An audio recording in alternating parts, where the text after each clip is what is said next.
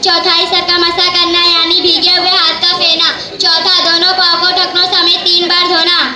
वजू में कितनी चीजें सुन्नतें हैं? वजू में 16 सुन्नतें हैं। नियत करना, बिस्मिल्लाहिर्रहमानिर्रहीम से शुरू करना। दोनों हाथों को गड्ढों तक 3 बार धोना। मिसवाक करना, दाएं हाथ से 3 कुल्लियाँ करना। दाएं हाथ से नाक में पानी चढ़ाना। बाएं हाथ से नाक साफ करना। दाढ़ी का खिलाल करना। हाथ पाँव की उंगलियों का खिलाल करना। हर अज़ू को 3 बार धोना। पूरे सर का मसा करना। कानों का मसा करना। तरतीब से वजू करना। आज़ाए कोपे दर पे धोना। हर मकरूह से बचना। वजू में कितनी बातें मकरूह है? औरत के गुस्ल या वजू के बचे हुए पानी से वजू करना। वजू के लिए निजस जगह बैठना। निजस जगह वजू का पानी गिराना।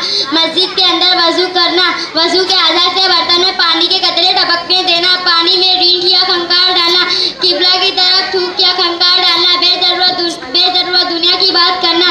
जरूरत से ज्यादा पानी खर्च करना। पानी इस कदर कम खर्च करना कि सुन्नत अदा ना हो। मुंह पर पानी मारना। किन चीजों से वजू टूट जाता है? पाखाना या पेशाब करना। बदन के किसी मकाम से खून या पीपका निकलकर ऐसी जगह बहना जिसका वजू या गुस्ल धोना फर्ज है। खाना, पानी या सफरा मुंह में भरकर आना। इस तरह सो जाना कि जिस्म के जोड़ ढीले पड़ जाए।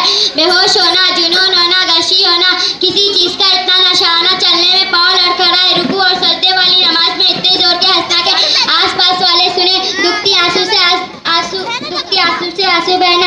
इन तमाम कुंजों से वजू टूट जाता है। आप हजरात एक दुरूद शरीफ पढ़े और शेर की से पढ़े। अल्लाहुम्मा सल्ली अला सय्यिदना मौलाना मुहम्मद व बारिक वसल्लम सल्लल्लाहु अलैहि वसल्लम। नमाज में कितनी चीजें फर्ज है? नमाज में 6 चीजें फर्ज है। क़याम, क़िरात, रुकू, सजदा, कादा या आखिरा, खुरूज बिस्नुई। क़िरात फर्ज है, इसका मतलब क्या है? इसका मतलब ये है कि खड़े होकर नमाज अदा करना ज़रूरी है। अगर किसी ने बगैर उज़ू बैठकर नमाज पढ़ी तो नमाज ना हुई, ख्वाह मर्द हो या औरत। हाँ, नफल नमाज बैठकर पढ़ना जायज़ है। क़याम फर्ज है, इसका मतलब क्या है? इसका मतलब ये है कि फ़र्द की 2 रकातों, सुन्नत और वित्र और नफल की हर रकातों में कुरान शरीफ पढ़ना ज़रूरी है। अगर किसी ने इसमें कुरान शरीफ ना पढ़ी तो नमाज ना हुई। कुरान मजीद का आहिस्ता पढ़ने का अदना दर्जा क्या है? आहिस्ता पढ़ने का अदना दर्जा ये है कि खुद सुने। अगर इस कदर आहिस्ता पढ़े कि खुद ना सुने तो नमाज ना हुई। रुकू का अदना दर्जा क्या है?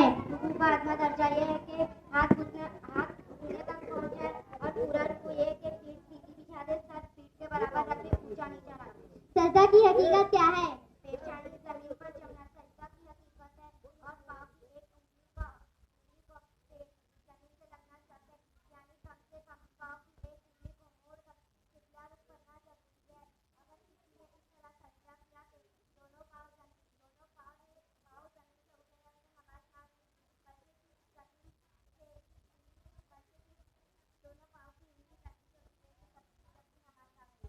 कितनी उंगलियों का जमीन में पेट लगना वाजिब है? दोनों पाँव की 3 उंगलियों का पेट जमीन से लगना वाजिब है। क़याम कादा आखिर का मतलब क्या है?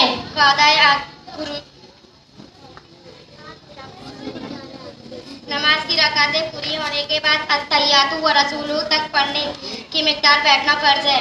खुरूज बिस्नुई किसे कहते हैं? कादा या आखिरा के बाद नमाज तोड़ देने वाला कोई काम कसरन करने को खुरूज बिस्नुई कहते हैं। लेकिन सलाम के अलावा कोई दूसरा नमाज तोड़ देने वाला काम कसरन पाया गया तो नमाज को दोबारा पढ़ना वाजिब है।